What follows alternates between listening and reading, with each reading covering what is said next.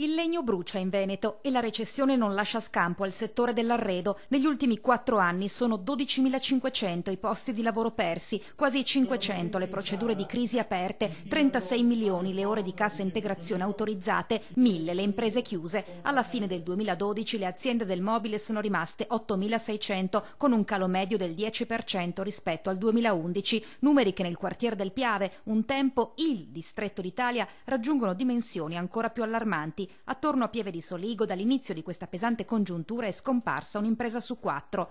Ogni giorno ci sono aziende, c'è almeno un'azienda che chiude, e la cosa più drammatica è che i lavoratori stessi la mattina non sanno mai se i cancelli li trovano aperti e chiusi.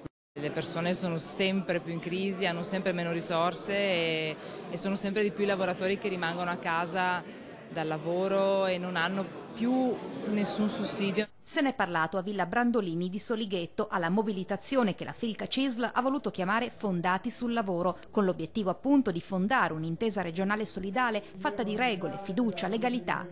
Se c'è una rete di intervento composta da diversi professionisti di diverse specializzazioni che possono aiutare le persone, allora possiamo dare una risposta che vada oltre l'ascolto e l'intercettare i problemi, ma andare a risolvere il problema a monte.